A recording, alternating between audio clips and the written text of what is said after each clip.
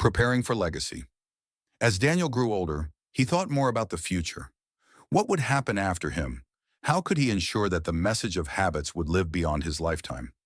So he began writing. Not just journals, but structured books. He documented his journey, his failures, his lessons, and the specific habits that shaped him. These books became manuals for the next generation. He also set up scholarships for children who showed discipline and resilience, ensuring that opportunities would not depend on wealth, but on character. A personal tragedy. Just when everything seemed stable, tragedy struck. Daniel's mother, the woman who had once comforted him during his hardest days, fell ill. Despite the best medical care, her condition worsened, and within months she passed away. Daniel was devastated. The woman whose love had carried him through darkness was gone. For weeks he struggled to focus. The grief was heavy, and he questioned whether he had the strength to continue. But in his sorrow, Daniel remembered her words. "Never give up, my son. You were born to bring light." He decided to honor her memory not with tears but with action. He dedicated a new library in her name, calling it the Light of Patience. Children flocked to it, reading under her legacy. In this way, Daniel turned his pain into purpose. The full circle. Years later, Daniel walked through the same market where he once carried sacks. It had changed. There was now a library nearby, built by his foundation. Children were reading inside, laughing, learning, dreaming. He paused and smiled. This was the full circle of life, from a boy with no hope to a man who gave hope to thousands, from a life shaped by hardship to a life shaped by habits. Closing of Part 3, Second Half. Daniel's story had now reached a point where he was no longer just a symbol of change. He was a builder of legacies. His habits had carried him through poverty, through fame, through crises, and through grief. And though his journey was far from over, one truth stood clear. Small habits practiced with patience and gratitude had the power to change not only his life, but the lives of generations to come. The new stage of life years had passed since Daniel first planted the seeds of discipline and resilience in his life. He was no longer the young man struggling to find food in a noisy market. He was now a mentor, a guide, and a symbol of possibility for thousands. Yet deep down, Daniel knew that every stage of life brought new challenges. Habits weren't something you mastered once and then forgot. They were practices you carried into each new chapter, constantly refining, constantly testing. Expanding beyond borders. By this time, Daniel's story had spread far beyond his city. Requests poured in from different countries. Schools wanted to adopt his methods. Organizations wanted him to train their leaders. And even governments sought his advice for building resilient communities. At first, Daniel was overwhelmed. How could one man answer all these calls? He realized that he could no longer do everything personally. Instead, he needed to create systems that would work even without his direct presence. So he formed an international network of trainers. Each trainer was carefully chosen not for fame or intelligence, but for humility, discipline, and consistency. These trainers then carried Daniel's philosophy, time management, reading, positive thinking, hard work, patience, and gratitude into their own regions. Slowly, what began as one man's struggle became a global movement. Resistance and critics. But with growth came criticism. Not everyone supported Daniel's mission. Some accused him of oversimplifying life's problems. Others claimed he was profiting too much from people's struggles. Daniel listened to these voices carefully. Some criticisms hurt, but he reminded himself that no movement could grow without resistance. In one public interview, a journalist asked him harshly, "Do you really believe habits alone can solve poverty, injustice, and suffering? Isn't this just naive optimism?" Daniel paused and answered, "Habits are not magic. They don't erase injustice or replace systemic change. But they give individuals the power to rise even in difficult circumstances. When enough individuals rise, society changes too. I am not saying habits are everything, but without them, nothing lasting is possible." The audience applauded. Even some critics respected his honesty. Health challenges. As Daniel approached his 50s, another challenge appeared. His health. Years of constant travel, late nights, and relentless work began to take a toll. He felt fatigue more often, his knees ached, and doctors warned him about high blood pressure. At first, Daniel resisted slowing down. He thought, the world still needs me. I cannot rest now. But one day after collapsing from exhaustion during a lecture, he realized the truth. Discipline was not only about serving others, it was also about caring for yourself. So Daniel adopted new habits. Daily morning walks instead of late-night work, balanced meals rather than fast food during travel, regular medical checkups, short breaks between speeches to breathe and recover. He discovered that self-care was not selfish. It was necessary. Without health, no mission could survive.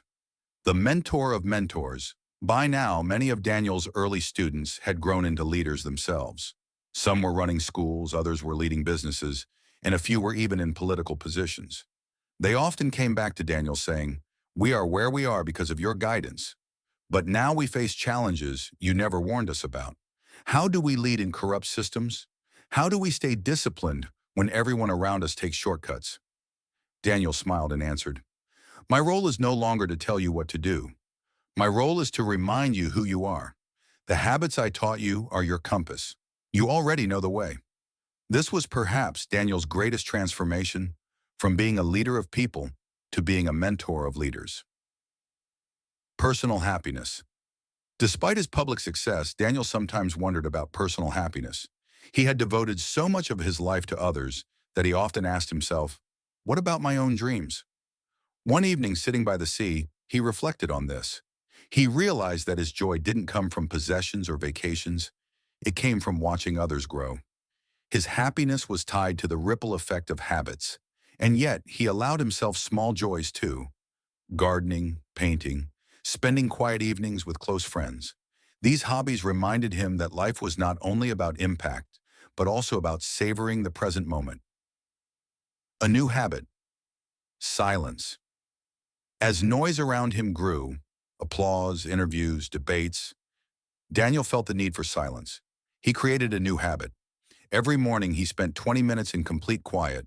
No phone, no books, no plans. Just breathing, reflecting, and listening to his own heart. This silence gave him clarity. It reminded him that before he was a leader, he was simply a human being seeking peace. Preparing the next chapter. One evening, while reviewing his notes, Daniel realized something profound. His life had moved in stages. Stage 1, survival through habits. Stage 2, growth through habits. Stage 3, teaching habits. Stage 4, building systems of habits. Now he asked himself, what is stage 5? He didn't have the full answer yet, but he sensed it would be about legacy, leaving behind something so strong that it would last even after he was gone. Closing of Part 4. First half. Daniel's story in this stage shows that habits are not only about starting from nothing, they are also about sustaining growth, handling criticism, protecting health, mentoring leaders, and preparing for legacy. But his journey is far from finished. In the next half, we'll see how Daniel faces his final tests, leaving behind a global legacy, confronting unexpected crises, and discovering the ultimate purpose of his life. Daniel was born in a small, forgotten town where dusty streets told stories of struggle and faded dreams. His family lived in a tiny one-room house with cracked walls and a roof that leaked when the rains came. His father worked long hours at a factory, his hands rough and tired, while his mother stitched clothes for neighbors to add a little extra income. Daniel was the eldest of 3 siblings, and though he was only 17, he already carried the weight of responsibility on his young shoulders. Life was not kind to Daniel. He often went to bed hungry, his stomach aching, his mind restless with questions. Why is life so unfair? Why do some people have everything while we struggle for the basics? He dreamed of wearing clean clothes, eating good food, and studying in a school where teachers cared. But every morning when he woke up, reality hit him again. His life was surrounded by poverty, scarcity, and endless problems. Most boys his age spent evenings hanging out with friends, laughing and wasting hours, but Daniel couldn't afford that luxury. After his classes in the local public school, he rushed to the town market where he worked part-time carrying heavy sacks of rice and wheat for shopkeepers. The pay was small, but it kept his family afloat. By the time he reached home at night, his clothes were covered in dust, his hands sore, and his mind exhausted. But there was one thing about Daniel: he refused to let his hardships define him. Deep inside, he carried a quiet determination that one day somehow he would change his story. He didn't know how, but he knew he had to start somewhere. The spark of change. 1. Cold evening, Daniel sat outside his house under the dim light of a street lamp. His younger sister was asleep, and his mother was coughing inside after another long day of sewing.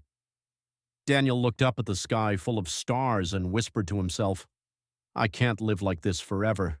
I need to find a way out." That night, while cleaning the shelves at the market, Daniel found a torn book someone had thrown away. Its cover was half missing, but the title read, "Small Habits, Big Changes." Curious, Daniel took it home.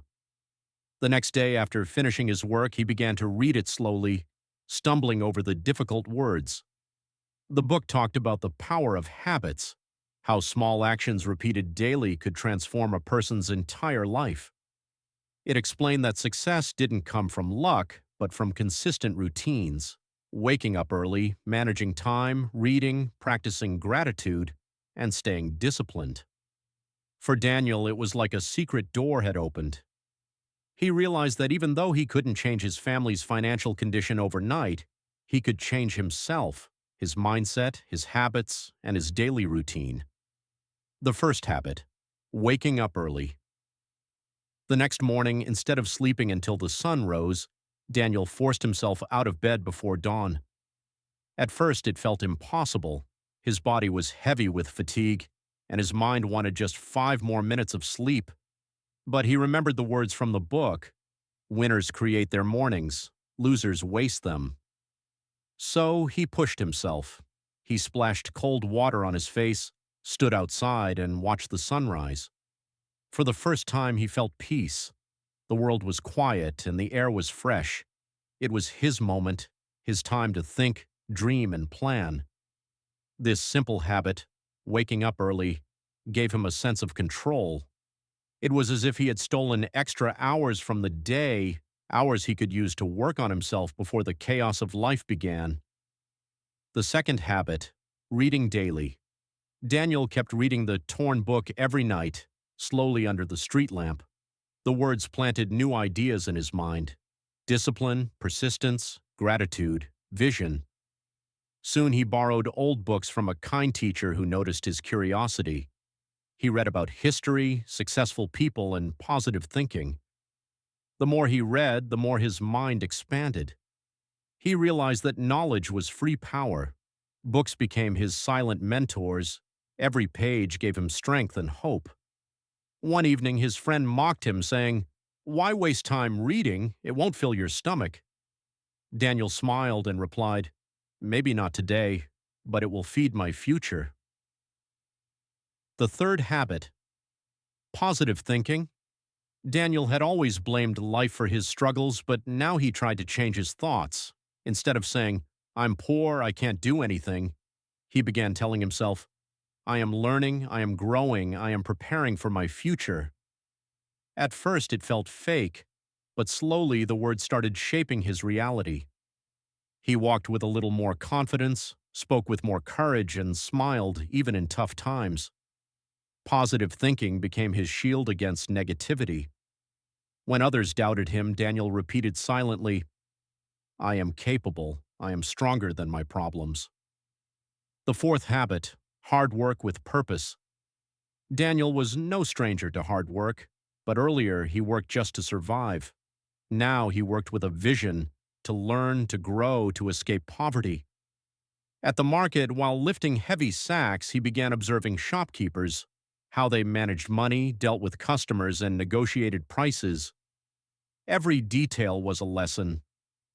Instead of complaining about hard labor, Daniel turned it into training. He told himself, "This is building my character, my strength, my patience." His body grew stronger, his mind sharper. The fifth habit, patience and endurance. Life didn't magically change in a week or a month. Problems still surrounded him. His mother's health was fragile, his father's salary barely covered food, and sometimes there was no electricity at home. But Daniel had learned patience. He understood that habits were seeds. You don't plant a seed today and eat fruit tomorrow. You water it daily, protect it, and wait for the season to change. That's how success worked. So even when things got worse, Daniel kept going. He woke up early, read daily, practiced gratitude, and worked hard. Slowly, he began to notice small changes. He felt healthier, more confident, more respected by teachers and neighbors. And the sixth habit, gratitude. One evening, after a long, exhausting day, Daniel sat with his little brother who offered him half a piece of bread. Instead of feeling sad about the small meal, Daniel smiled and said, "Thank you. At least we have this. Many have nothing." This habit of gratitude transformed his outlook. Instead of focusing on what he lacked, he started appreciating what he had: a family, health, opportunities to learn, even the torn book that changed his thinking. Gratitude gave him inner peace. Transformation begins. Months passed. Daniel's small habits started shaping him into a different person. He was no longer the boy who complained about poverty. He was now disciplined, positive, and determined. People around him noticed the change. Teachers praised his attitude, shopkeepers respected his honesty, and his family relied on his strength. One day, his teacher called him aside and said, "Daniel, I've seen how hard you work. There's a scholarship program in the city. You should apply." The old Daniel would have doubted himself, but the new Daniel believed he was capable. With patience, persistence, and positivity, he applied, and to his surprise, he was selected. It wasn't just luck, it was the result of the habits he had built brick by brick. 2608, 12:46 p.m. Hamada Kremtoru. Daniel's acceptance into the scholarship program marked the beginning of a new chapter. But it wasn't easy. The scholarship only covered his tuition. He still had to pay for books, transportation, and meals. For many, this would have been discouraging. But Daniel reminded himself of the habits that had already carried him this far. He woke up even earlier now, sometimes before 5 a.m., and used that quiet time to review lessons or read motivational material. On weekends, he still worked at the market to earn extra money. Life was still full of challenges, but his mindset was no longer trapped in hopelessness. He now looked at difficulties as opportunities to grow stronger. The struggle in the city. Moving to the city for his scholarship was like stepping into another world. Tall buildings, busy streets, and students from wealthy families surrounded him. At first, Daniel felt out of place. His clothes were simple, his accent was different, and he didn't have the gadgets or luxuries other students enjoyed. But instead of feeling ashamed, Daniel told himself, "This is not a competition of money. This is a test of discipline and persistence." He used the library more than anyone else. While others wasted hours on social media, Daniel was buried in books. He knew knowledge was his weapon. He practiced gratitude every day, thanking the universe for the chance to study, for the teachers who guided him, and for the strength to keep going. Still, there were nights he went to bed hungry, too broke to buy dinner. Those nights were the hardest. Lying on his thin mattress, his stomach growling, Daniel would whisper, "This pain is temporary. Tomorrow will be better." His patience carried him through. Learning the value of discipline. In the city, Daniel discovered just how powerful discipline was. Every morning he had a strict routine. Wake up early, exercise for 15 minutes to build strength, read one chapter of a book, write down 3 things he was grateful for, review his class notes before lectures. This routine became his anchor. No matter how chaotic life was, these habits gave him structure and stability. Teachers started noticing him, classmates admired his focus, and some even began asking him for advice. Daniel realized that discipline wasn't about punishment. It was about freedom. It freed him from laziness, from wasted time, from negativity. it gave him control over his life. The mentor. One afternoon, Daniel was in the library reading about financial literacy when a professor named Mr. Harris noticed him. Curious about the boy who was always studying alone, Mr. Harris struck up a conversation. "You remind me of myself at your age," the professor said with a smile. "Hungry for knowledge, disciplined, and persistent." Daniel, shy but respectful, replied, "Sir, I just don't want to waste my life." Mr. Harris became more than a teacher. He became Daniel's mentor. He taught him about leadership, problem solving, and the importance of networking. He also encouraged Daniel to think bigger than just survival. "Don't just aim to escape poverty, Daniel. Aim to create value for others. That's where true success lies."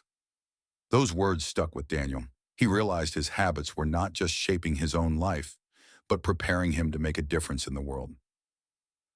Facing setbacks. But growth never comes without setbacks. In his second year, Daniel's father fell seriously ill. The factory job had worn him down, and medical bills began piling up. Daniel felt torn. Should he quit his studies to work full-time and support his family? For days, he wrestled with guilt and fear. But then he remembered the core habit of positive thinking.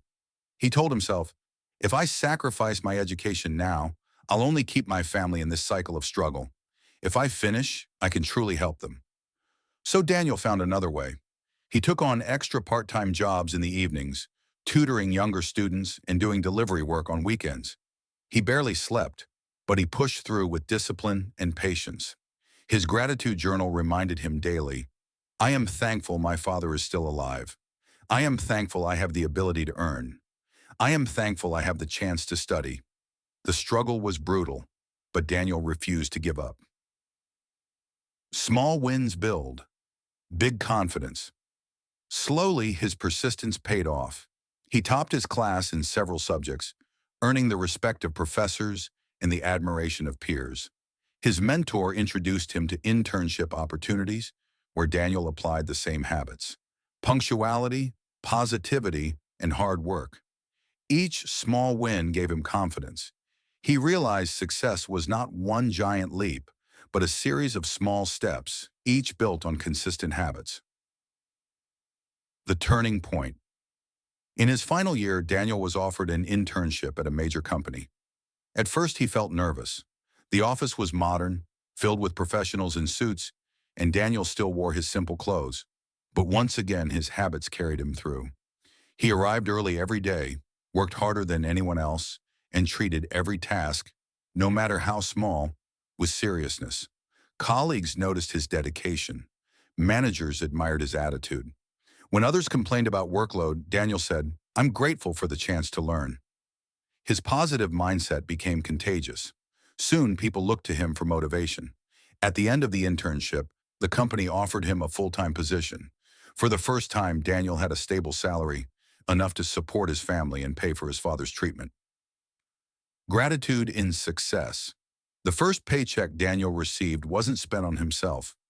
He handed it to his mother, tears in his eyes. "This is for you, for everything you sacrificed," he said.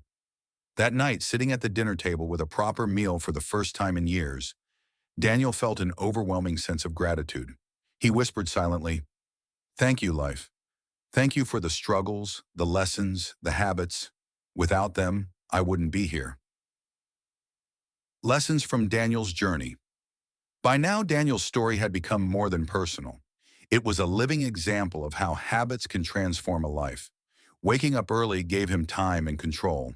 Reading daily expanded his mind and opened doors. Positive thinking shielded him from despair. Hard work with purpose turned challenges into training. Patience helped him endure long struggles. Gratitude gave him peace and happiness, even in tough times. Daniel realized these weren't just habits. They were tools. Tools that anyone, rich or poor, could use to reshape their destiny. The beginning of a bigger mission. With a stable job and growing confidence, Daniel didn't stop. He remembered his mentor's words: "True success is creating value for others."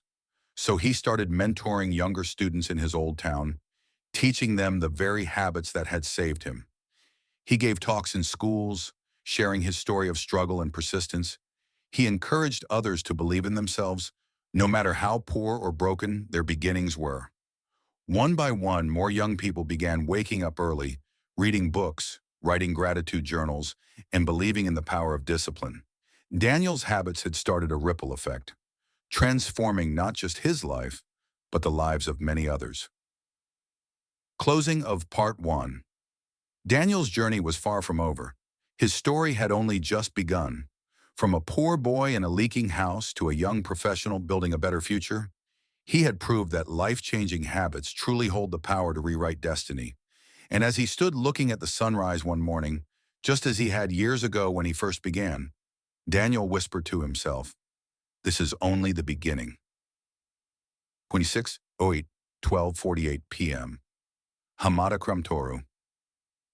The sun had barely risen when Daniel tied his worn-out shoes and stepped outside for his morning walk. Life had changed a lot since the days he carried heavy sacks at the market.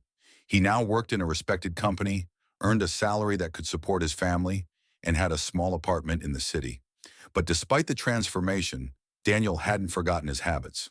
Every morning he woke up early, read at least a few pages of a book, practiced gratitude, and reminded himself, "Discipline brought me here. Discipline will take me further." But success brought new challenges. Challenges that tested him in ways poverty never had. The new battlefield. At work, Daniel's dedication and punctuality quickly made him stand out.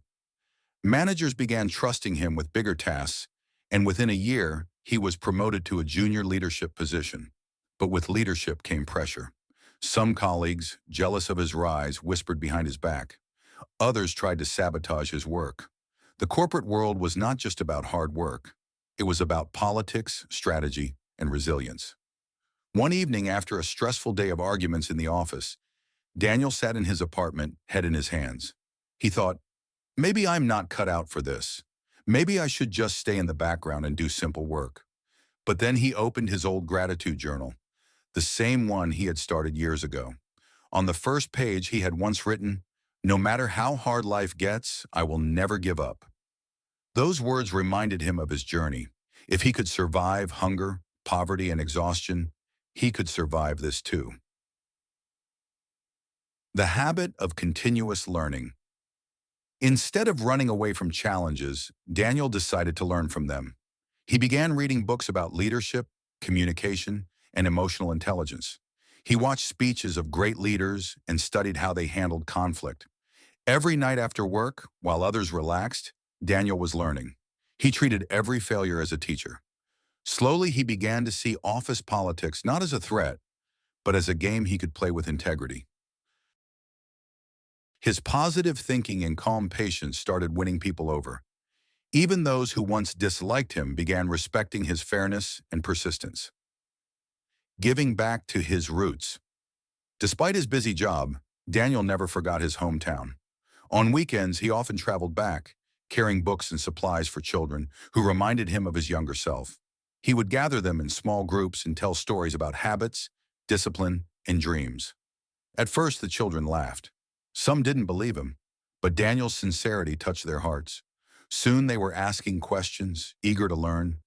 Parents in the town also noticed the change. Their kids were waking up earlier, studying more seriously, and even starting gratitude journals. Daniel realized something powerful. Habits don't just change individuals. They can change communities. A crisis at work. Just as things seemed to be improving, Daniel faced a crisis. His company took on a major project, and he was assigned as the lead. It was the biggest responsibility of his life. If he succeeded, he could rise even higher. If he failed, it could end his career. The pressure was immense. Deadlines were tight, resources limited, and his team often disagreed with him. Some nights Daniel barely slept, his mind racing with worries. But once again, his habits saved him. He woke up early, clearing his mind before the chaos began. He wrote down 3 things he was grateful for to remind himself of blessings. He read for at least 15 minutes, fueling his mind with fresh ideas, and he worked with discipline, never giving in to despair. Weeks turned into months. There were setbacks, arguments, and even moments when failure seemed certain. But Daniel never gave up. His patience kept the team steady, and his positivity lifted morale when everyone else felt like quitting. Finally, after endless nights of hard work, the project was completed successfully. The client praised Daniel's leadership, and his company celebrated the achievement. For Daniel, the victory wasn't just about career growth. It was proof that the same habits that helped him escape poverty could also carry him through the toughest battles of success. Seeds of a bigger dream. That night after the celebration, Daniel walked home under the city lights. He thought about his life, from the dusty streets of his village to the shining buildings of the city. He realized something important. Success isn't about me alone. It's about how many lives I can touch. He dreamed of starting an organization to teach young people the very habits that had saved him. He wanted to build schools, libraries, and mentorship programs in poor areas. He wanted to show every struggling child that no matter how dark life seemed, there was always a way forward through discipline, patience, and gratitude. That dream became Daniel's new purpose. Daniel's vision of creating something bigger than himself became the fuel that drove him every single day. He had achieved personal stability, but he knew deep inside that his story wasn't meant to end with just a job, a paycheck, or a comfortable apartment. His journey had taught him that true success is not measured by how much you gain, but by how much you give. Building the vision. Late at night, after finishing his office work, Daniel would sit by his desk, notebook in hand, sketching out ideas for his dream project. He asked himself questions like, how can I help children from poor families access books and education? How can I teach young people about life-changing habits the way I learned them? How can I make sure that even if I am gone tomorrow, this mission continues? His notes slowly turned into plans. Building community libraries, arranging workshops on discipline and gratitude, inviting mentors to guide the youth. At first, the dream felt too big, too impossible. Daniel was just one man with limited resources. But then he remembered one of his favorite lessons from the book that had changed his life years ago. Big changes come from small daily actions. So he started small. The first step. Daniel began by setting aside a small portion of his salary every month. Instead of spending on luxuries, he saved to buy secondhand books. On weekends, he carried these books to his hometown and distributed them among eager children. He also organized small reading sessions under a tree near the old school. At first, only 3 or 4 children showed up, but Daniel treated those few with the same seriousness as if he were addressing a crowd of hundreds. He told them stories about waking up early, about patience, about the power of gratitude. Slowly, word spread. More children began to join, and soon parents started sending their kids too. What began as a small reading circle turned into a community movement, facing doubt and resistance. But not everyone supported Daniel's mission. Some people in the town mocked him. Books won't put food on the table, they said. These kids need jobs, not stories about habits. For a moment, Daniel felt discouraged. But then he reminded himself of his own journey. He knew firsthand that habits were the foundation for everything else, even for finding jobs and breaking out of poverty. So instead of arguing, he kept working quietly. He believed that results would speak louder than words. And indeed, within months, parents noticed their children becoming more disciplined. Some started waking up earlier, helping around the house, and studying harder in school. Slowly, the mockery faded, replaced by curiosity and respect. A test of character. Meanwhile, in the city, Daniel continued working at his company. His discipline and dedication earned him another promotion. But with the promotion came temptation. He was offered chances to earn more money by cutting corners, bending rules, or engaging in shady deals. For a moment, the thought of quick wealth tempted him. But then he asked himself, what's the use of money earned without integrity? If I betray my values, I betray everything I've built. So Daniel stayed honest, even if it meant slower growth. This decision cost him some opportunities, but it earned him something far more valuable: trust. His colleagues and superiors began to see him as a man of unshakable integrity, and that trust later opened doors that money never could. Spreading the message with time, Daniel began to share his journey more openly. He was invited to speak at schools and small events, where he told his story, not as a lecture, but as a living example of how habits could change a life. He spoke about waking up early, reading daily, positive thinking, patience, hard work, and gratitude. His words were simple, but his sincerity touched hearts. Teachers, parents, and students listened in awe. Some young people even began keeping their own gratitude journals after hearing Daniel. Others started forming reading circles in their neighborhoods. His mission was spreading like ripples in a pond. The breaking point. But every journey has its breaking point. One year, Daniel faced a storm that almost shattered him. His mother's health worsened, and she needed expensive treatment. At the same time, funding his community projects had drained his savings. He stood at a crossroads. Should he focus only on his family and give up his dream, or should he keep pushing both battles at once? Many nights he cried in silence, feeling helpless. But every morning he returned to his habits. He woke up early, wrote down his gratitude, even if it was just, "I am grateful for being alive today," and reminded himself of his purpose. His patience carried him through. With help from his company colleagues who admired his honesty and dedication, he managed to arrange treatment for his mother. She slowly began to recover. That experience taught Daniel another lesson. When you live with integrity and discipline, the universe finds ways to support you. A new dawn years passed. Daniel's mission grew. What started as a reading circle became a registered foundation. Donations began coming in, not because Daniel begged for them, but because people trusted his vision. Volunteers joined, helping him organize workshops and build small libraries in rural areas. Daniel's foundation became a beacon of hope. Children who once dreamed of nothing more than escaping poverty now dreamed of becoming doctors, teachers, engineers, and leaders. And every time Daniel saw a young boy or girl holding a book with shining eyes, he remembered his younger self under the street lamp, reading that torn copy of Small Habits, Big Changes, The Habit of Legacy. One evening, standing in front of a hall full of students, Daniel shared his final message. Habits are not just about success, they are about legacy. One day our jobs, our money, even our lives will end. But the habits we live by will echo through the lives we touch. I was just a poor boy with nothing, but habits gave me everything. And now I want you to pass those habits forward. Wake up early, read daily, think positively, work hard, be patient, be grateful. These small actions can transform not only your life, but the lives of generations to come. The hall erupted in applause, but for Daniel, the greatest reward was not the applause. It was the quiet knowledge that his journey had come full circle.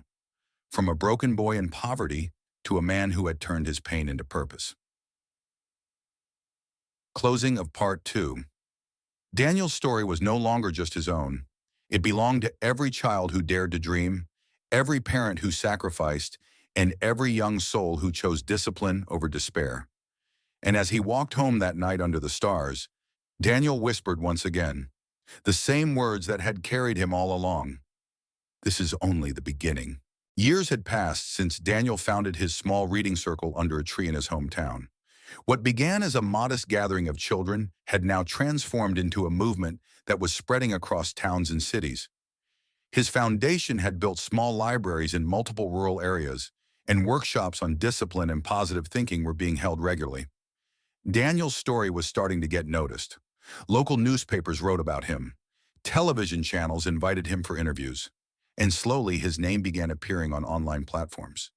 People were inspired by the boy who had once carried sacks in a dusty market, but had now become a voice of hope for thousands. But with recognition came challenges that Daniel had never faced before. The challenge of fame. At first, Daniel was uncomfortable with the attention. Wherever he went, people wanted to shake his hand, take pictures, or hear him speak. While it felt good to be respected, it also came with expectations. People began seeing him as a role model, someone who had all the answers. But Daniel knew the truth. He was still learning every single day. He was not perfect, nor did he want to pretend to be. One evening after a long day of interviews, Daniel looked at himself in the mirror and whispered, "Never forget who you are. Fame is temporary.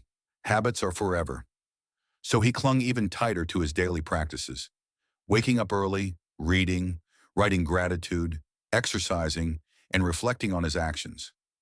These habits kept him grounded. reminding him that he was still the same boy who once read under a broken street lamp. Leadership on a larger scale. As his foundation grew, Daniel had to lead not just a small group of children, but hundreds of volunteers and coordinators. Managing people was far more complex than he had imagined. Volunteers had different opinions, sometimes clashing with one another. Funds had to be managed with transparency.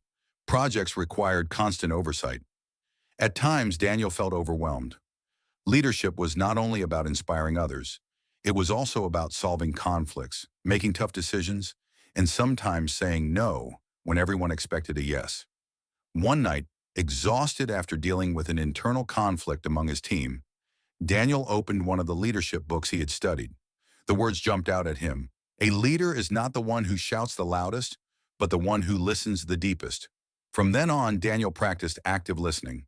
Instead of rushing to give orders, he spent time understanding his team members, their frustrations and their motivations. Slowly, conflicts decreased and unity grew. Expanding beyond borders. News of Daniel's work reached beyond his country. A nonprofit organization from abroad invited him to speak at a youth summit. For the first time in his life, Daniel boarded a plane and traveled overseas. Standing on a stage in front of thousands of young people from around the world, he shared his story, how small habits like waking up early, reading daily, thinking positively, working hard, practicing patience, and showing gratitude had completely changed his life. The audience was moved. Many came forward after the event to say, "Your story is my story too. I thought I was alone, but now I see I can also change." That summit marked a turning point. Daniel realized his mission was not just for his hometown or his country. It was a universal mission. Habits had the power to transform lives everywhere, regardless of culture, language, or background. The temptation of pride. But with international recognition came the temptation of pride. Some people started calling him a hero or a savior. Others compared him to famous leaders.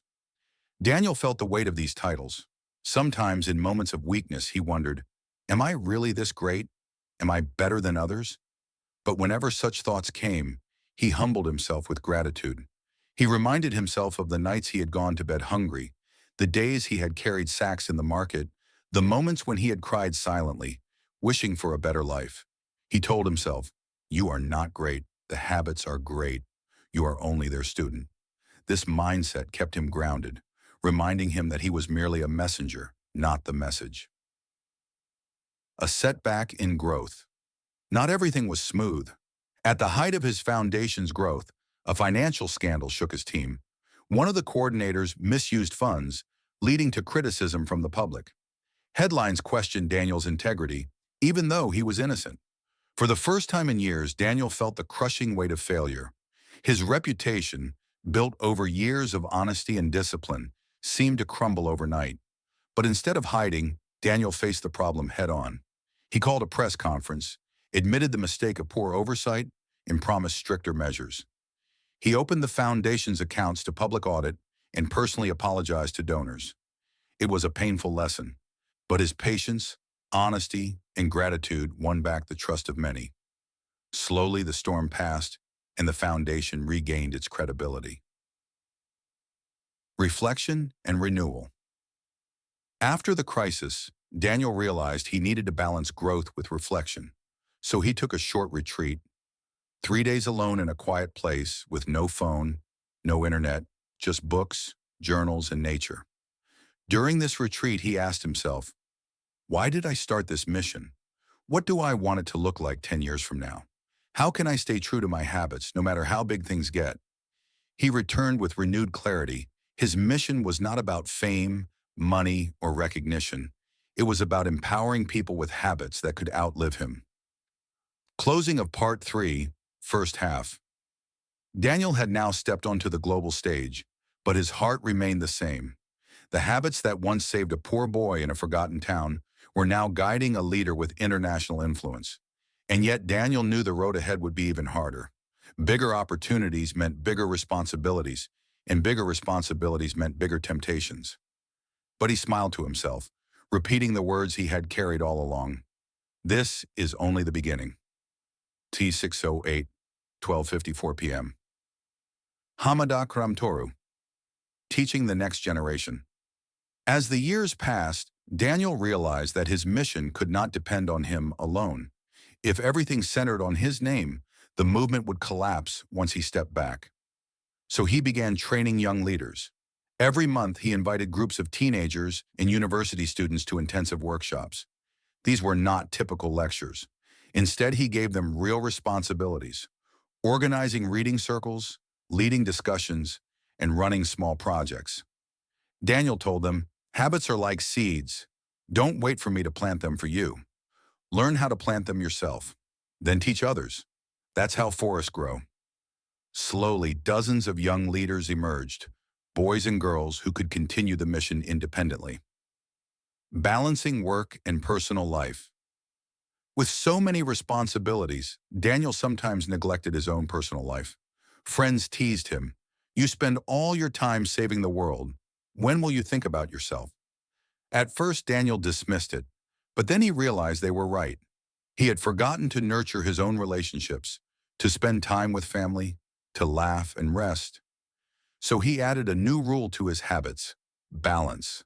One evening each week for family, one evening for close friends, 1 hour daily for quiet reflection without work. He learned that discipline was not just about work, but also about rest, joy, and relationships. A life without balance could never inspire others for long. Spreading online. The digital age offered Daniel a powerful tool: the internet. His team began recording his talks and uploading them to social media platforms. Clips of him speaking about discipline, patience, and gratitude went viral. Millions watched. Thousands sent messages saying, "Your words gave me hope when I wanted to give up." At first, Daniel was surprised. He had never aimed for online fame, but he saw it as a blessing, a way to spread the message further than he could ever travel physically. He reminded his team, "The purpose is not likes or followers. The purpose is impact. Even if one person changes because of these videos, we succeed." Facing personal doubt again. Despite his success, Daniel was still human. Some nights, lying in bed, he wondered, "Am I really making a difference? What if all this disappears tomorrow? What if my own habits slip and I fail everyone?" These doubts reminded him of his early days, the lonely nights in the market, the quiet prayers under the broken street lamp. But instead of drowning in worry, Daniel practiced gratitude. He wrote down everything he was thankful for: the children reading in libraries, the youth leading projects, the communities transformed. Each word reminded him that progress, no matter how small, was worth it. Gratitude once again became his shield against fear. The turning point speech. One day, Daniel was invited to deliver a keynote speech at a massive global event.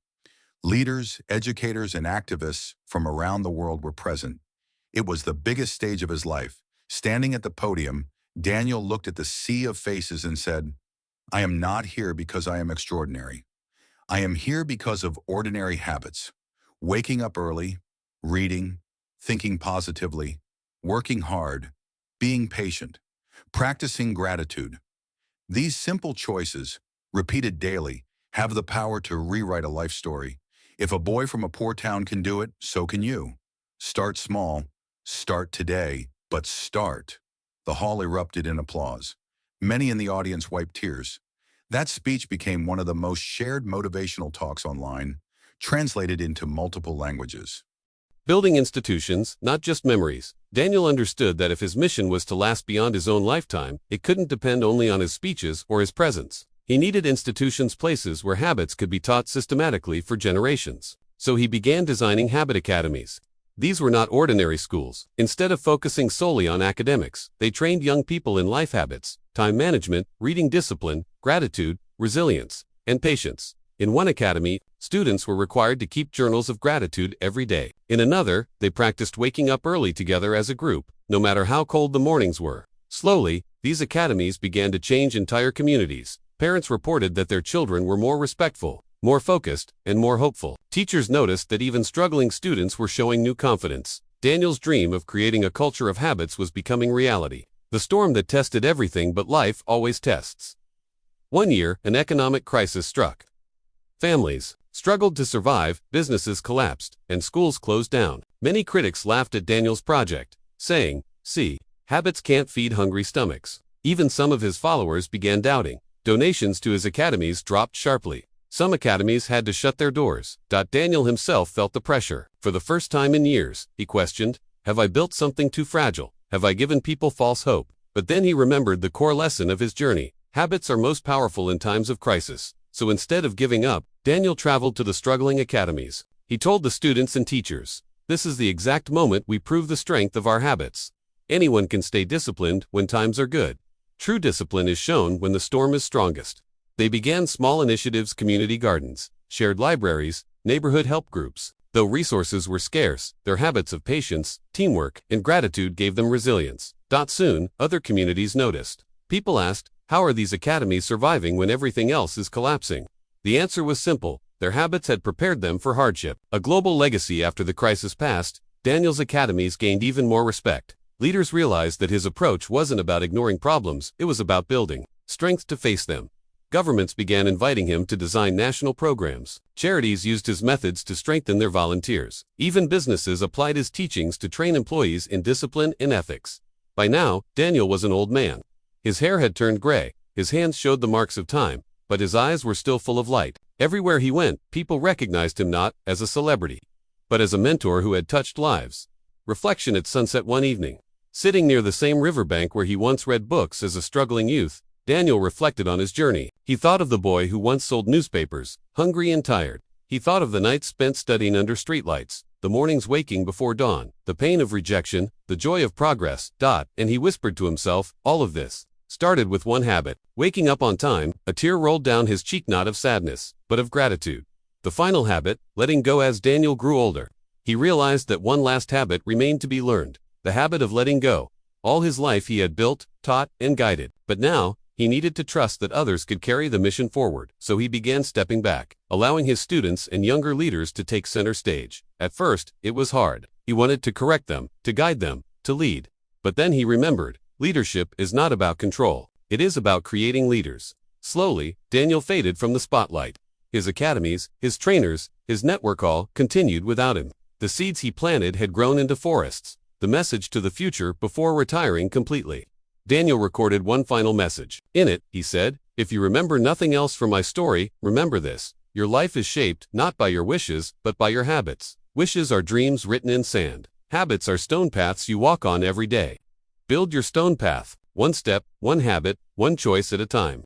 And one day, you will look back and see that those small steps became a great journey." This message spread like wildfire. Millions watched it online. Many called it the most inspiring speech of the century. The end. Or the beginning. Daniel passed away peacefully at an old age, but his story did not end there. His students continued his work, his academies flourished, and his message reached even more people after his death. And somewhere, a young boy or girl, perhaps struggling, perhaps feeling lost, heard Daniel's story and decided to start with just one habit. And so, the cycle continued. Closing of Part 4, Second Half.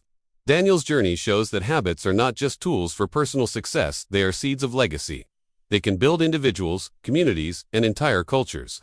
And in the end, the greatest habit is not holding on, but passing wisdom to the next generation. A new generation. Years had passed since Daniel's passing. His message, however, had not faded. The habit academies he built were now spread across countries. His final speech, "Your life is shaped not by your wishes, but by your habits," was quoted in classrooms, offices, and even family dinner tables. In a small town far from where Daniel once lived, a girl named Emily Carter grew up hearing his name. She was 16, restless, and uncertain about her future. Her father worked double shifts in a factory, her mother struggled with health problems, and Emily often felt trapped in a cycle of poverty. One day, at school, her teacher handed out a small booklet titled The 7 Core Habits of Life. On the cover was a picture of Daniel, smiling gently. Emily didn't know who he was, but something about his eyes made her pause. That night, instead of scrolling endlessly on her phone, she opened the booklet. The very first line said, "Great lives are built by small choices, repeated daily." Something inside her stirred. The first step, Emily decided to try just one habit from the booklet: waking up at 6 a.m. every day. At first, it was torture. She loved staying up late watching shows or chatting online. The first morning she tried, she overslept. The second morning, she managed to wake up, but was so tired she fell back asleep on the couch. But by the third morning, she forced herself. out of bed, splashed water on her face, and sat by her small desk. She didn't know what to do with the extra time, so she just opened her notebook and began writing her thoughts. Slowly, those quiet morning hours became her sanctuary. She started reading books from the local library, journaling her goals, and practicing gratitude like the booklet suggested. For the first time, Emily felt a sense of control. Influence spreads, her friends noticed. "Why are you always so awake in class?" One of them asked. "Why are you carrying that notebook everywhere?" Another teased. At first, Emily was shy about explaining, but soon she began sharing Daniel's lessons: gratitude, patience, discipline. Some laughed, but others leaned in, curious. Within a year, 3 of her closest friends had joined her in practicing morning habits. They formed a small club called the Dawn Circle, meeting every Saturday at sunrise to share what they had learned that week. What began as a single girl's experiment became a small movement in her town. Struggles return, but growth never comes without struggle. Emily's father lost his job at the factory. Her mother's illness worsened. Bills piled up, and Emily considered dropping out of school to work. One night, exhausted and angry, she threw Daniel's booklet across the room. "What's the point of habits when life is this unfair?" she cried. But later, picking up the booklet, she noticed a line she had underlined months ago. "Habits don't erase pain. They give you strength to endure it." That night, instead of giving up, Emily recommitted. She studied harder, worked part-time at a grocery store, and still maintained her habits. She kept her mornings sacred. And slowly, light began returning. A mentor appears one day. A retired Habit Academy trainer named Mr. Alvarez visited Emily's school to give a lecture. When Emily asked a question about handling family struggles while chasing dreams, Mr. Alvarez saw the determination in her eyes. Afterward, he pulled her aside. "You remind me of Daniel when he was young," he said softly. Emily was stunned. You knew him?" Mr. Alvarez nodded. "I was one of his early students. He always believed the next generation would take the torch further than he ever could. Maybe you're one of them." That meeting changed everything. Mr. Alvarez became Emily's mentor, guiding her through challenges and pushing her to dream bigger. From student to leader, by the time Emily graduated high school, she had become the unofficial leader of the Dawn Circle. Now with nearly 50 members, they organized community cleanups, gratitude drives, and book clubs. Local newspapers began covering their work. Teenagers transformed town with habits movement. One headline read, "Emily felt nervous, but also proud." She realized Daniel's message wasn't about one man, it was about passing the flame. Full circle years later, Emily stood on a stage at a Habit Academy conference, addressing thousands of students. Her speech echoed Daniel's words, but with her own flavor. "We are not prisoners of our past. We are builders of our future, and the bricks we use are our daily habits." As she spoke, in the crowd sat a young boy, listening with wide eyes. He would later pick up her booklet, just as Emily once picked up Daniel's. The cycle continued, stronger than ever. Closing of Part 5. Daniel's story had not ended with his death. It lived on in Emily, in the Dawn Circle, in countless students around the world. His legacy had become a river, flowing into new lives, carrying hope to those who once felt powerless. And, once again, it all began with one habit. A seed becomes a forest. What began as a single boy's decision to change his habits had now grown into a worldwide phenomenon. Daniel's principles were no longer just in dusty booklets or classrooms. They were in podcasts, documentaries, online courses, and millions of personal journals around the globe. Emily Carter, once a shy teenager who doubted her future, was now a recognized leader in the movement. But she often reminded herself, "This is not about me. This is about the habits that build us all." At the Habit Academy headquarters in New York, Emily and Mr. Alvarez unveiled a bold new plan: Global Habit Summits. These annual gatherings would bring students, teachers, entrepreneurs, athletes, and ordinary people from every corner of the world to share how small daily habits had transformed their lives. The first global summit, the very first summit, was held in Chicago. Thousands attended in person, while millions watched online. The stage was filled with people from diverse backgrounds. A farmer from Kenya, who explained how waking up before dawn to tend his fields had doubled his harvest. A single mother from Brazil, who used the habit of daily gratitude journaling to fight depression and raise her children with hope. A teenager from Japan who started a small club at his school, inspired by Emily's Dawn Circle, and now had hundreds of members practicing morning routines. Emily delivered the keynote. She shared her story, then quoted Daniel, "When you change your habits, you don't just change your life. You change the lives of everyone who crosses your path." The audience erupted into applause. Ripples across nations after the summit. Governments, schools, and businesses began adopting Habit Academy programs. Some cities declared a Habit Week every year, encouraging citizens to try simple practices like daily exercise, gratitude, or learning something new. In India, students began each school day with 5 minutes of silence to set intentions. In Canada, Workplaces introduced habit breaks where employees practiced mindfulness. In South Africa, communities started weekend reading circles for children. What was once a small fire had now become a global forest of light. Emily's challenge, but with success came pressure. Media outlets began calling Emily the new Daniel. She hated the title. "I'm not Daniel," she told Mr. Alvarez once. "I'm just Emily. I still struggle. I still get tired. Sometimes I even break my own habits." Mr. Alvarez smiled. "That's exactly why people follow you. You're human. And being human is the greatest lesson. Habits don't make you perfect. They make you better." Those words gave Emily strength. She continued her work, always reminding her audiences that habits weren't about grand transformations overnight. They were about choosing progress.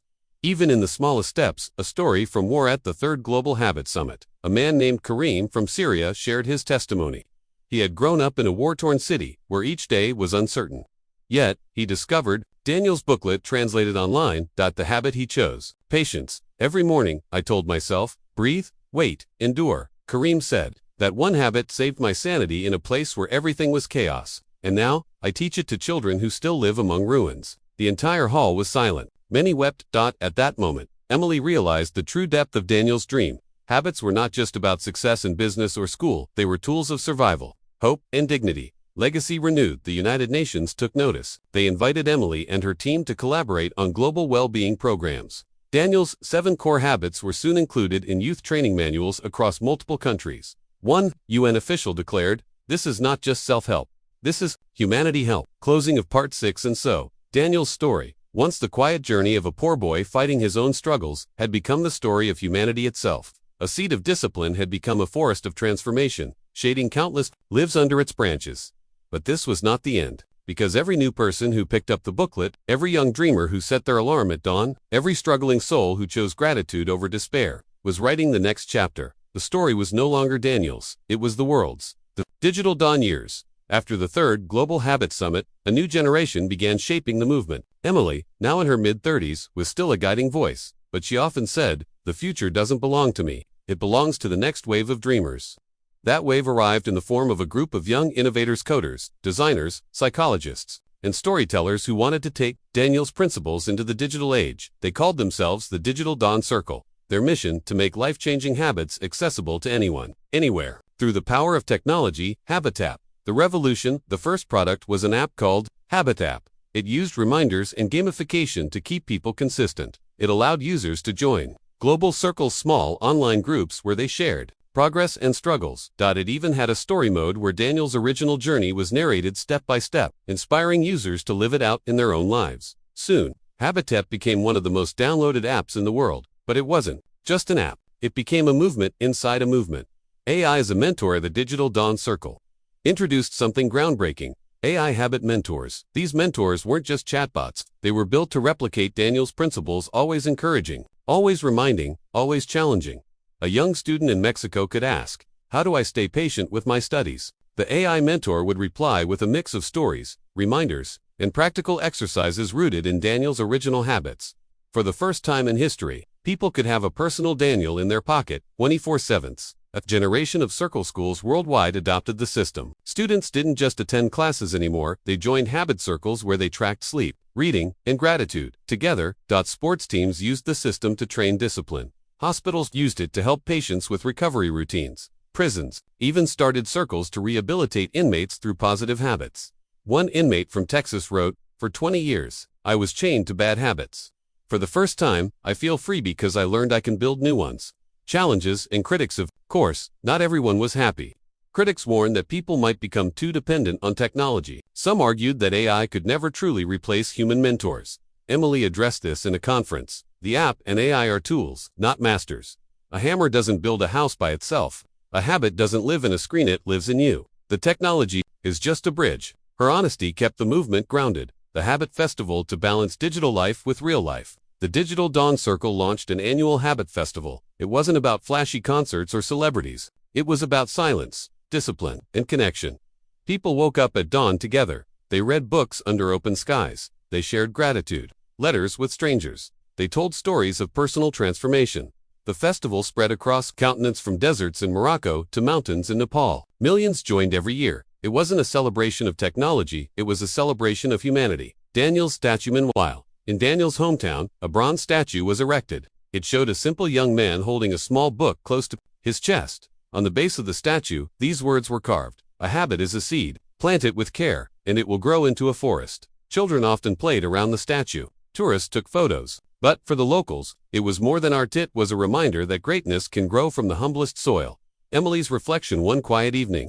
Emily stood in front of that statue. She whispered, "Daniel, your story never really ended, did it? It just kept multiplying." She remembered her own teenage struggles, the first Dawn Circle, the first global summit. She felt tears in her eyes, not of sadness, but of gratitude. Daniel had changed his habits. His habits had changed Emily, and Emily, along with millions, was now changing the world.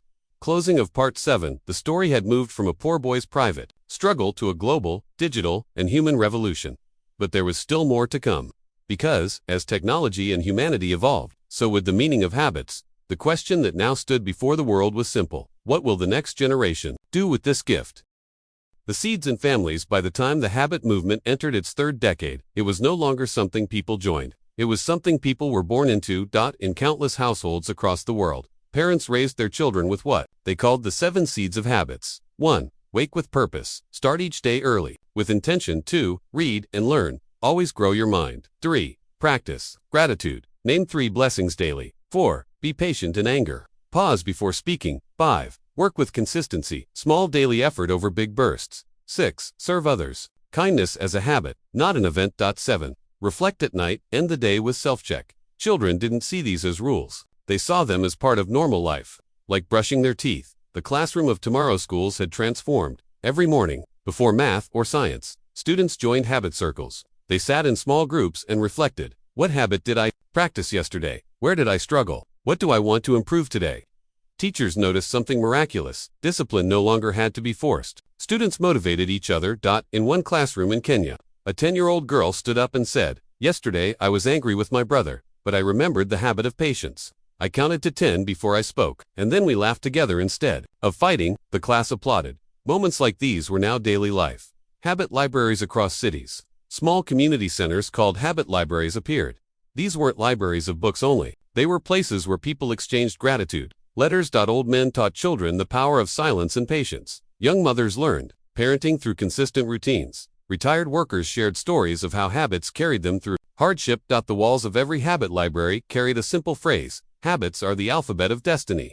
A family transformed in Brazil. A father named Roberto struggled with anger issues. He often shouted at his children. But when his daughter's school introduced the 7 seeds, she brought them home. One evening, she handed him a small paper. On it, she had written, "Daddy, will you try patience with me?" Something broke inside Roberto. That night, he promised himself he would change. Step by step, with his daughter reminding him, he rebuilt his life. Years later, Roberto became a community mentor, guiding dozens of other parents. He often said, "My daughter taught me more than I ever taught her." That is the power of a simple habit. Generations in harmony. By now, entire generations were connected by these habits. Grandparents told bedtime stories not just of kings and heroes, but of Daniel, the young man who once changed his life through reading, punctuality, and gratitude. Children grew up seeing Daniel not as a distant legend, but as a friend who whispered across time, "You, too, can begin again." Festivals of gratitude. One of the most beautiful traditions to emerge was the Festival of Gratitude. Every year, families gathered in parks, villages, and city squares. They brought handwritten notes, each beginning with the words, "I am grateful for ... double quotes. People read them aloud.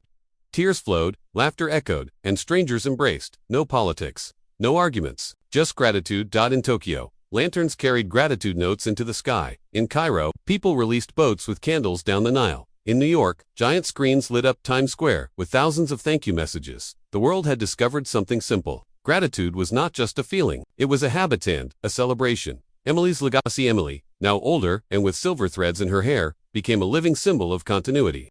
She often spoke less about technology and more about family. If we fail to teach habits in families, she warned, then no app, no summit, no AI can save us. Habits begin at home.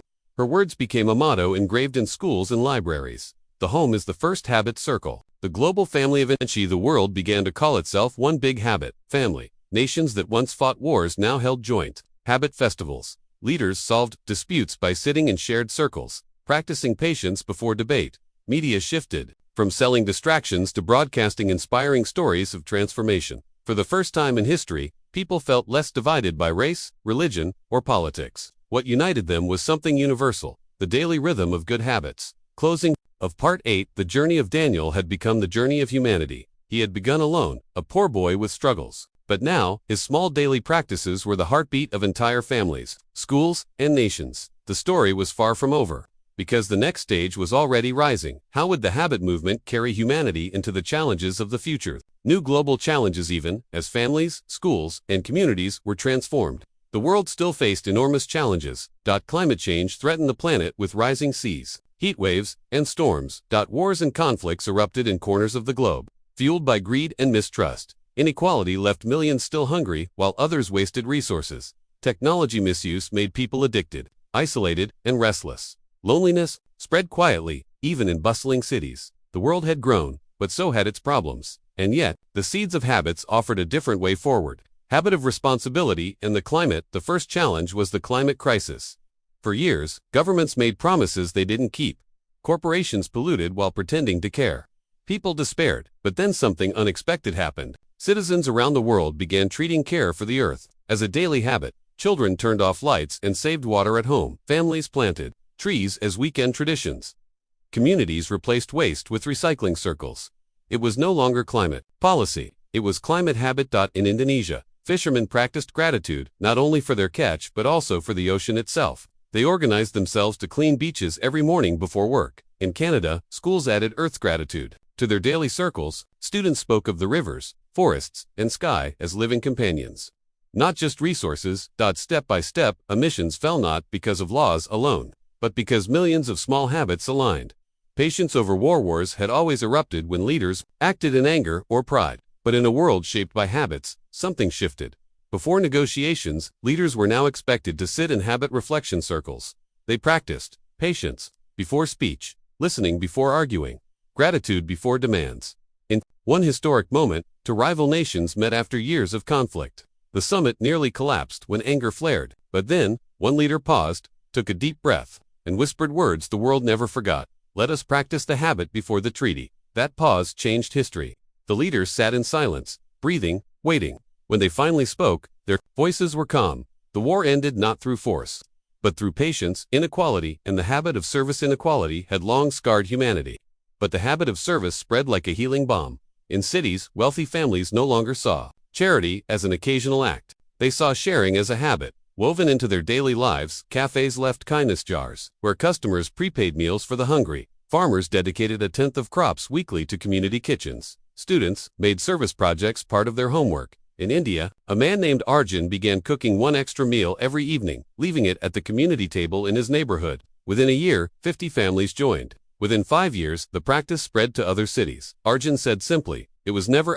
charity, it was just a habit of love. Technology. From addiction to tool, perhaps the greatest threat was technology. Social media had made people restless. Children scrolled instead of reading. Adults compared instead of connecting.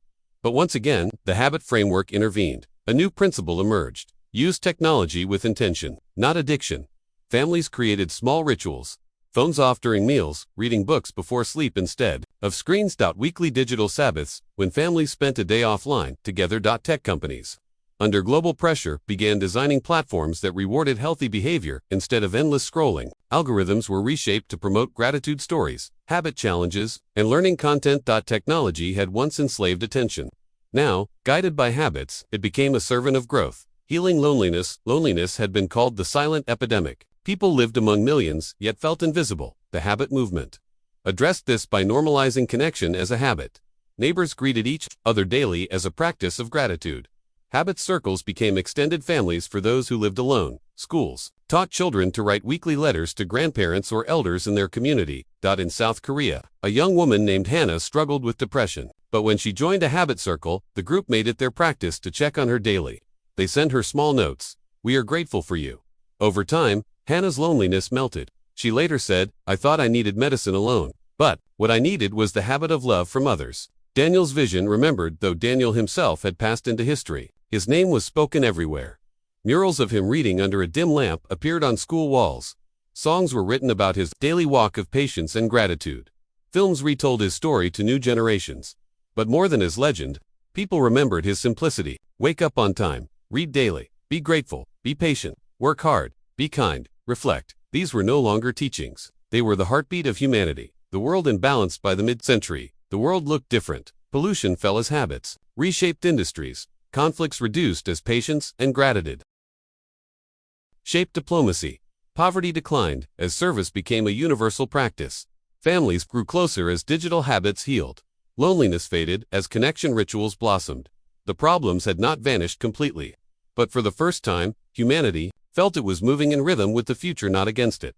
Closing of Part 9.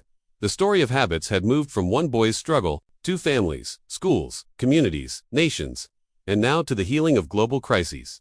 But even beyond this, a question remained. Could these habits carry humanity into the unknown future space? AI new civilizations. The answer awaited in the next chapter. Habits for the future. The world had healed many of its wounds, but the journey of humanity was far from over. New frontiers awaited. The vastness of space. The rise of artificial intelligence. And the question of whether humanity could carry its soul into the future. At the center of these challenges stood the same timeless question Daniel had once asked himself as a boy: can small habits shape a great destiny? The answer would now be tested on a cosmic scale. AI and the habit of reflection. Artificial intelligence had grown beyond anyone's imagination. Machines could now learn, adapt, and create. They painted art, wrote poetry, discovered medicines, and even debated politics. But with their rise came fear. Would AI replace humans? Would it dominate instead of serve? The habit movement stepped in. Instead of building machines recklessly, humanity began designing AI infused with habits. Algorithms were trained on gratitude.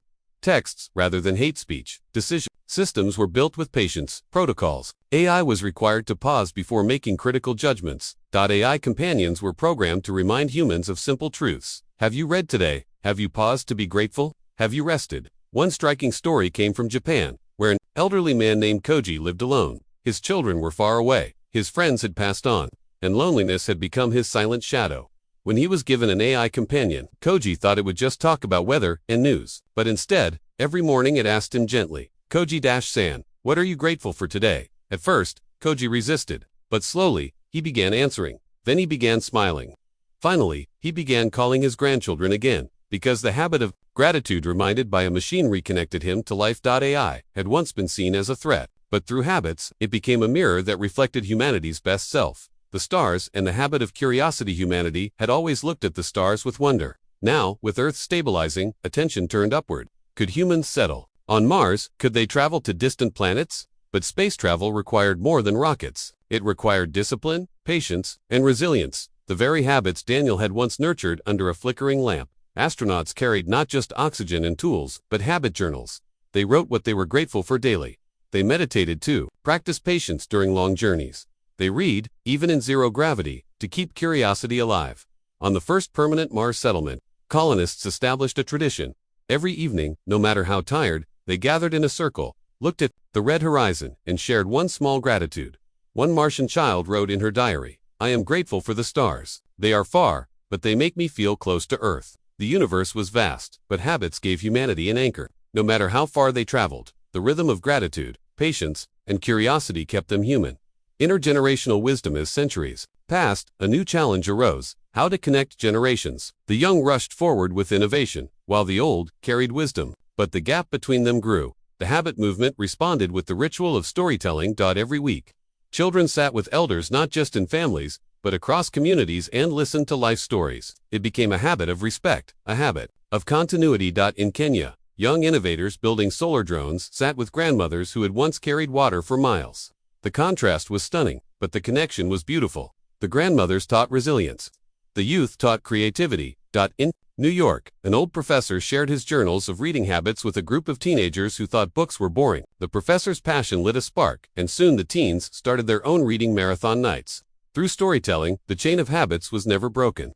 What Daniel had once begun as a lonely boy was now carried forward by millions of young voices and millions of old hands. The philosophy of enough poem. Of the greatest dangers of the future was not scarcity, but abundance. Technology made everything faster, cheaper, easier, but with abundance came greed, waste, and restlessness. The habit movement emphasized the philosophy of enough. Eat enough, not endlessly; earn enough, not endlessly; rest enough, not endlessly. A famous entrepreneur once built an empire worth billions, yet he shocked the world when he announced he was stepping away. His reason was simple: I had everything. But habits taught me that enough is greater than excess. This philosophy prevented humanity from falling into the trap of endless consumption. It anchored progress with wisdom. Global festivals of habits had begun in Daniel's small circle. Now it became celebrated worldwide. Every year. On the anniversary of his first habit journal, the world observed the Festival of Habits. Cities lit candles for patience. Families cooked meals of gratitude. Schools held 24-hour reading marathons. Communities planted trees as symbols of growth. The festival was not religious, not political. It was simply human. It reminded everyone on Earth, on Mars, and one day beyond that greatness begins with small daily acts. Daniel's legacy in the future, though centuries had passed. Daniel's story was never forgotten. His journals were preserved in a global archive. His statue stood not in palaces, but in libraries and schools. Children read his tale, not as history, but as instruction. They saw in him not a saint, but a boy who had been poor, hopeless, and ordinary until habits transformed him. And so, whenever a young child felt lost, someone would whisper the timeless words, "Start with one habit, the rest will follow." Closing of Part 10. The journey that began in poverty had reached the stars. The habits of punctuality, reading, positive thinking, hard work, patience, and gratitude had proven stronger than wars, stronger than greed, stronger than loneliness. They had not just changed one life, or one family, or one nation. They had carried humanity into the future. And so the story of Daniel was not just his story, it was humanity's story. A reminder that small daily habits can shape the destiny of the world, even the destiny of the universe. The weight of a lifetime. When Daniel looked back at his journey, he often wondered, was it worth it? Were the struggles, the sacrifices, the lonely nights, worth the outcome? The answer, he realized, was not in his success, not in the honors he received, not in the wealth or the recognition. The answer was in the habits themselves. Because habits were not just the path to success, they were success. Every morning of punctuality, every page read, every moment of gratitude, every act of patience, every ounce of hard work, these were not stepping stones to some distant future. They were life itself. And life, Daniel realized, was not measured in years, it was measured in habits. The power of small things. For centuries, people had misunderstood greatness. They thought it came from big events, wars, inventions, revolutions. But Daniel's story revealed a different truth. Greatness comes from small, daily, invisible acts. A boy lighting a lamp to read when the world slept, a woman whispering thanks before her meal, a worker showing up on time even when no one noticed, a student resisting despair with one hopeful thought. These were the true revolutions, quiet, simple, and unstoppable. A world transformed as generations embraced these truths. Humanity changed. Punctuality created trust in families, businesses, and nations. Reading opened minds, bridging cultures and centuries. Positive thinking turned fear into creativity. Hard work built foundations for justice and progress. Patience dissolved conflicts. Before they erupted, gratitude healed wounds that wealth and power never could. What began as Daniel's survival strategy became the DNA of humanity's progress. The last journal in the final years of his life, Daniel returned to the small wooden desk where it had all begun. The same flickering lamp, though now electric, cast a familiar glow. He opened his first habit journal, its pages yellow, its ink faded. On the first line, written by a trembling young hand, were the words, "Day 1, I will try." Tears welled in his eyes. He realized those 3 words contained his entire life. Not "I will succeed," not "I will win." Simply, "I will try." Trying had been enough, because trying every day had become a habit, and the habit had become his destiny. The final lesson before his passing. Daniel was asked by a group of young dreamers what advice he would give to the next generation. He smiled and said, "Don't chase success, chase habits. Success will follow you like a shadow when you least expect it." The students leaned in closer. Daniel continued, "Life will break you at times. You will fail, you will doubt, you will cry, but habits are stronger than despair. When everything else is gone, your habits will carry you forward. Start with one, just one, and never stop." Those words were carried into classrooms, offices, homes, and even space stations. They became a universal mantra. Legacy beyond life. After Daniel's death, his journals were preserved in a glass vault known as the Hall of Habits. People from every corner of the world visited, not to worship him, but to remind themselves that greatness was possible for anyone. Children placed small notes on the glass. "I will wake up early tomorrow. I will say thank you every night. I will never give up." And so, the story never ended.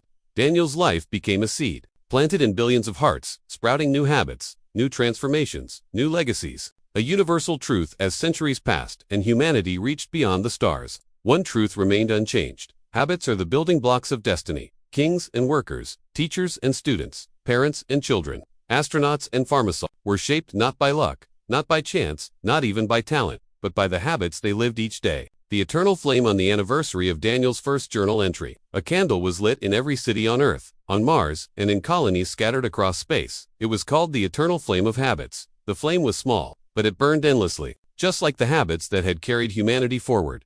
And as the flame glowed, a voice echoed across generations. Greatness is not in tomorrow. Greatness is in today. In the habit you choose right now. Closing words. This was the story of a boy who was poor, broken, and hopeless. A boy who had nothing except the courage to build one habit at a time. And from that, he changed his life. From that, he changed the world. This is not just Daniel's story, this is your story. This is everyone's story. Because in the end, no matter who you are, where you are, or how broken you feel, you hold the same power within you, the power of small habits. And with them, you can change not just your life, but the future of the world.